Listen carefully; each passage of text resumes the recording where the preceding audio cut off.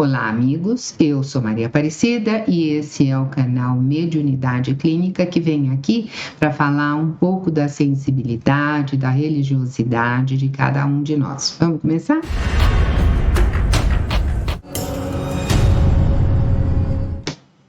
Nós estamos falando nesta série de Iemanjá. E no nosso último encontro, nós fomos até o processo de aculturação, né? Quando uma religião se encontra com a outra, uma imagem, uma cultura se encontra com a outra. Então, a gente falou da Iemanjá da África, que ela é negra, curta e careca. E a Iemanjá do Brasil é aquela Afrodite, aquela beleza escultural de Miss, pele clara, aquele corpo divino, né? Todo cheio de silhueta e aquele cabelão comprido, né?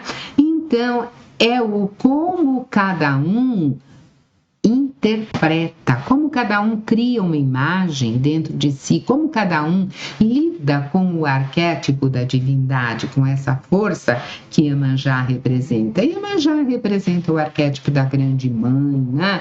Uma divindade. Nas outras religiões, ela não chama Iemanjá, mas chama Nossa Senhora, e dentro do catolicismo, até com roupa das mesmas cores, a Nossa Senhora dos Navegantes, a protetora dos navegantes. E na Umbanda, mesmo país, no aspecto da religiosidade, da proteção, Iemanjá é a protetora dos navegantes. Você está entendendo esse sincronismo, né? Você está entendendo esse processo de aculturação. Então, a Iemanjá, nas histórias de Iemanjá, eu já citei na vez anterior o livro Mitos, né, dos mitos afros. E naqueles mitos afros tem história, muitos orixás, e a Iemanjá é citada de um modo geral como a mãe de todos os orixás. Lembra que ao vir para cá, os negros que vinham, eles não vinham todos do mesmo lugar da África para cá. Uns vinham da região setentrional, do leste, do oeste, do sul, do norte, cada um vinha de um jeito. Cada um acreditava de um jeito, cada um tinha a sua história. Como Nossa Senhora é considerada a mãe de todos nós, a Iemanjá é considerada a mãe de todos os orixás. Em algumas histórias está especificado de quem ela é mãe, mas de um modo geral, todos os orixás. E os orixás conhecidos no Brasil, os mais conhecidos, pretendo falar de todos, mas é um pouquinho de cada vez, né? Então, os mais conhecidos são em número de 16, 12, 16, são aqueles que estão mais, porque o número de orixás, você for ver as histórias e você for pesquisar, tem as centenas, tem mais de 200, tem mais de 300. Você já leu mitologia grega? Tem um Deus só? Não tem Deus para tudo. Você já leu a mitologia indiana? Meus deuses! Porque são muitos os deuses, né? Então, dentro da mitologia afro, ela é considerada a mãe de todos os deuses, né?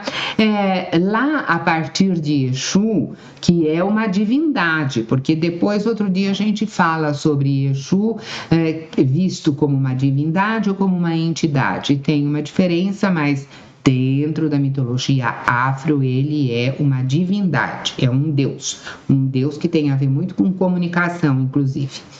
E aí ela é considerada a mãe de Exu, que é uma divindade. Ela é considerada a mãe de Ogum, que Ogum aqui foi grudado, colado, sincretizado em quem é o santo, você lembra?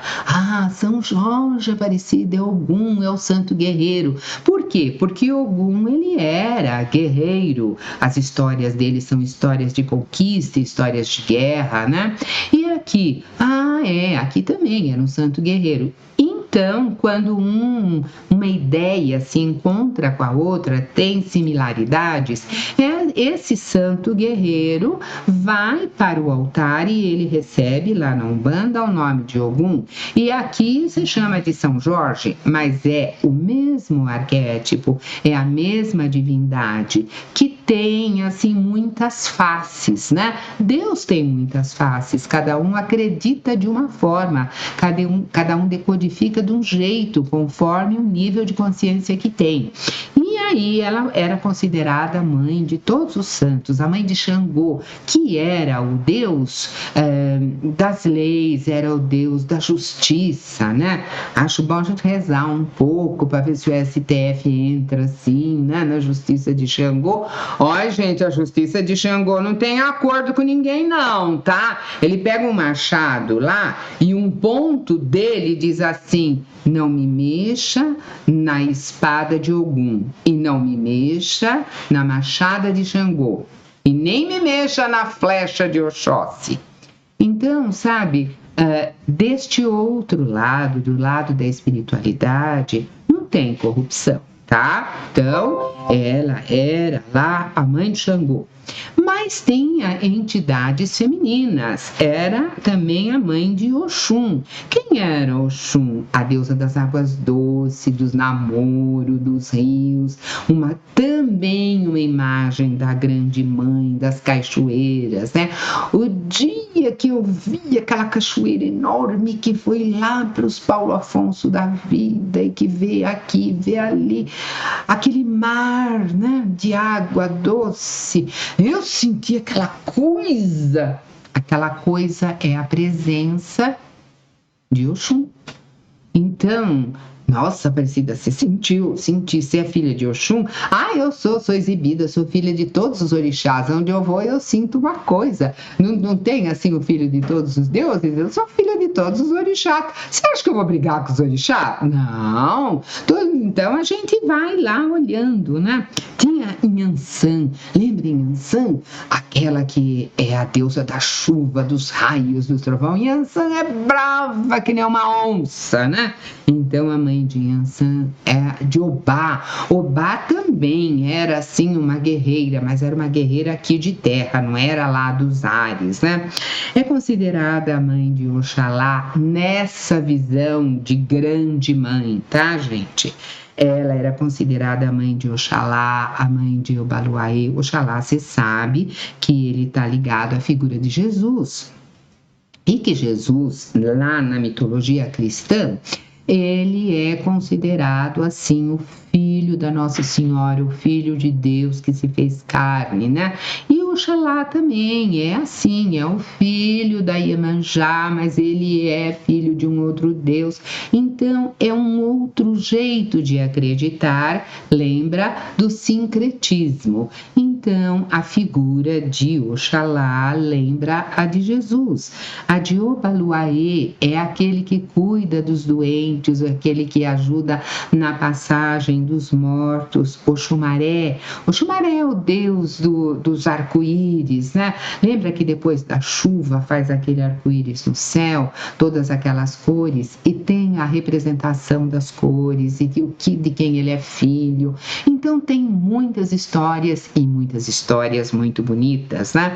São os mitos afros, como nós temos os mitos latinos e aquilo que está lá no inconsciente coletivo. E Euá, a senhora da chuva, quando a chuva cai, ela era irmã do Oxumaré, porque cai a chuva, depois é que faz o arco-íris, né? E eles têm lá os seus parentescos. E Beji, que do lado do catolicismo era Cosme e Damião. Oxóssi, o deus das matas, das florestas, né? Ossain também tem a ver com a floresta.